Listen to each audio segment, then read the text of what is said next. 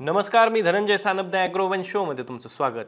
शेतीमध्ये भरघोस उत्पादनासाठी चांगलं खत, चांगलं बियाणं आणि पाणी हे उपलब्ध असणं आवश्यक असतं, परंतु त्यासोबतच एक महत्त्वाचा घटक आहे जो आपल्याकडून सातत्यानं दुर्लक्षित केला जातोय आणि तो म्हणजे मातीचं आरोग्य.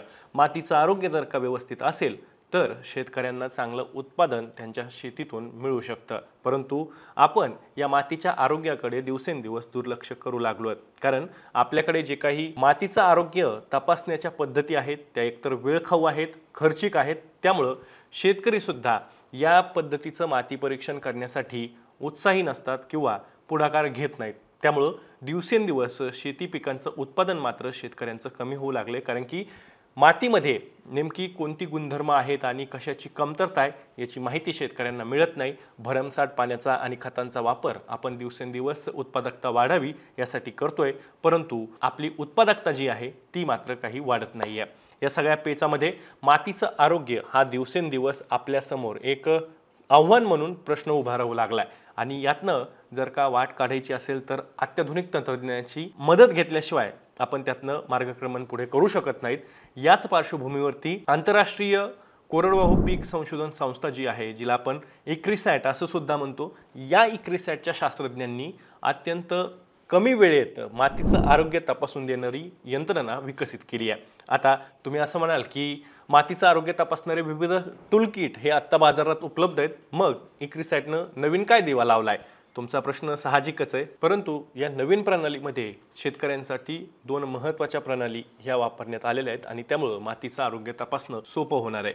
मग या नेमक्या दोन पद्धती कोणत्या आहेत? इक्रिसॅटनं हा काय नवीन प्रयोग केलेला आहे? त्याचा फायदा शेतकऱ्यांना कितपत होऊ शकतो? मातीचं आरोग्य का राखणं महत्त्वाचं आहे?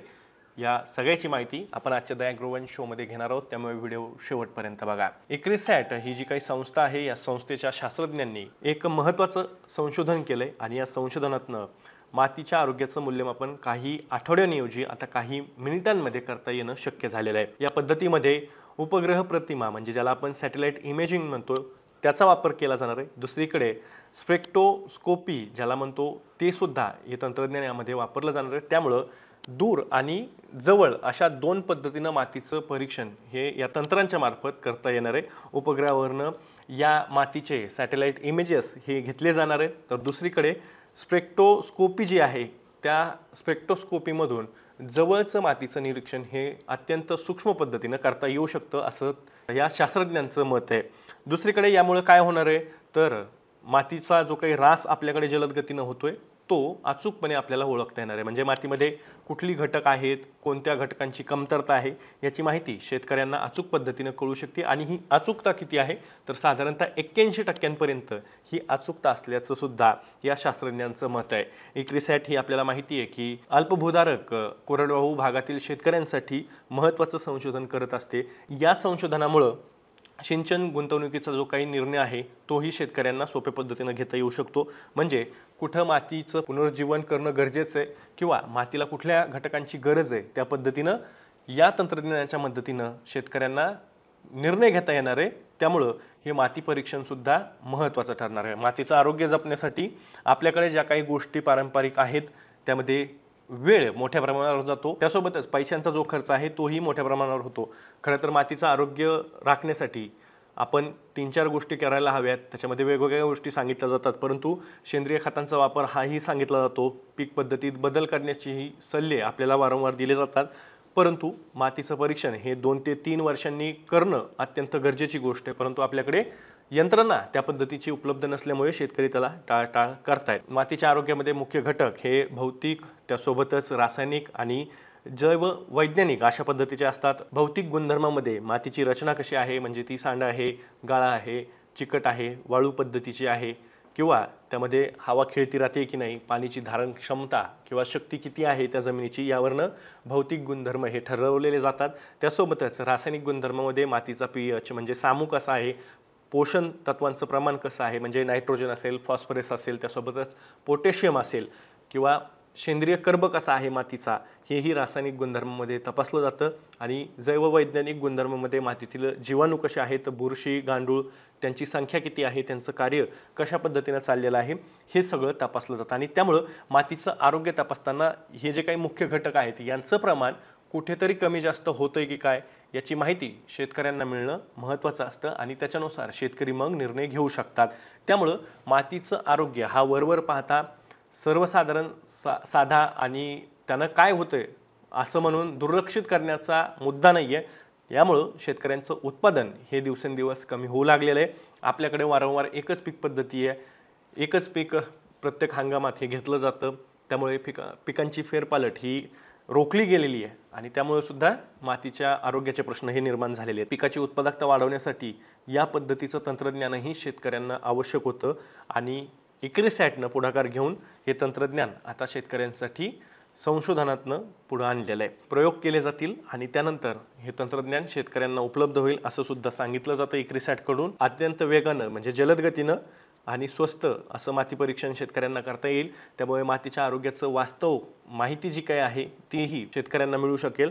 सिंचन आणि खत कुठे आणि किती पेरायचं किंवा किती वापरायचं याचीही माहिती आणि त्याचे निर्णय सुद्धा शेतकऱ्यांना या तंत्रज्ञानामुळे घेता येऊ शकणार आहेत। दीर्घकालीन उत्पादन क्षमता सुद्धा या तंत्रज्ञानामुळे टिकवून ठेवता येऊ शकते। हे डिझाईन अल्पभूधारक शेतकऱ्यांना लक्षात घेऊनच इक्रिसॅटनं केलेलं आहे, त्यामुळं शेतकऱ्यांना मोठ्या प्रमाणात याची मदत होईल, फायदा होईल असंही या इक्रिसॅटच्या शास्त्रज्ञांकडून सांगितलं जात आहे। याबद्दलचं जे काही रिसर्च आहे ते ब्रिटिश सॉइल सायन्स या संस्थेच्या मार्फत प्रकाशित करण्यात आलेलं आहे आणि त्यामध्ये याबद्दलची या तंत्रज्ञानाबद्दलची माहिती ही इक्रिसॅटनं दिलेली आहे।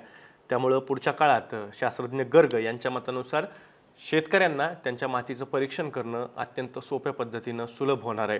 आता ह्या तंत्रज्ञानाचं महत्त्व शेतकऱ्यांसाठी काय, तर शेतकऱ्यांना अशा पद्धतीचं तंत्रज्ञान स्थानिक पातळीवरती जर का उपलब्ध झालं तर शेतकऱ्यांना त्यांचा जो काही वाया जाणारा वेळ आहे किंवा खर्च जो काही जास्त प्रमाणात होणार आहे त्यावरती बऱ्यापैकी त्याला व्यसन घालता येणार आहे आणि त्यामुळं शेतकऱ्यांचा फायदा तर नक्कीच होणार आहे। परंतु शेती पिकांचं मातीचं आरोग्य जर का कळालं तर पिकांसाठी कुठला निर्णय घ्यायचा आहे, खत कधी घालायचं आहे, पाणी कधी घालायचं आहे याच्याबद्दलची ही माहिती अचूक पद्धतीनं शेतकऱ्यांना या माती परीक्षणातनं किंवा मातीच्या आरोग्याच्या परीक्षणातनं समजू शकते। तर हे अत्यंत महत्त्वाचं संशोधन आहे, कारण की आपल्याकडची उत्पादकता ही दिवसेंदिवस कमी होत चाललेली आहे। त्याच्यामुळे शेतकऱ्यांनाही मोठा फटका हा त्या अर्थानंही बसतोय। एकीकडे उत्पन्नाची हमी राहिलेली नाही आहे, त्यामध्ये उत्पादनसुद्धा दिवसेंदिवस कमी होतं आहे। अर्थात या सगळ्यातनं आपल्याला जर का मार्ग काढायचा असेल तर या पद्धतीचं तंत्रज्ञान विकसित होणं आणि ते शेतकऱ्यांसाठी सोप्या पद्धतीनं उपलब्ध होणं अत्यंत महत्त्वाची गोष्ट आहे। तुम्हाला या तंत्रज्ञानाबद्दल काय वाटतंय? मातीचं आरोग्य तपासणं गरजेचं आहे का? तुमचं मत नेमकं काय आहे? तुमचा अनुभव काय आहे? कमेंट बॉक्समध्ये नक्की कमेंट करून सांगा। मी दररोज संध्याकाळी 6 वाजता ॲग्रोवनच्या यूट्यूब चॅनलवर शेती आणि शेतकऱ्यांच्या हिताचे मुद्दे घेऊन येत असतो। त्यामुळे तुम्ही अजूनही ॲग्रोवनच्या यूट्यूब चॅनलला सबस्क्राईब केलं नसेल तर लगेच सबस्क्राईब करा। जास्तीत जास्त लोकांपर्यंत, शेतकऱ्यांपर्यंत हा व्हिडिओ पाठवण्यासाठी व्हिडिओला लाईक आणि शेअर नक्की करा। आपण पुन्हा भेटू, तोवर तुम्ही तुमची आणि तुमच्या जवळच्या माणसांची काळजी घ्या। आता isakal.com आहे देशातील नंबर 1 ची मराठी न्यूज वेबसाईट। प्रत्येक अपडेटसाठी isakal.com ला नक्की भेट द्या।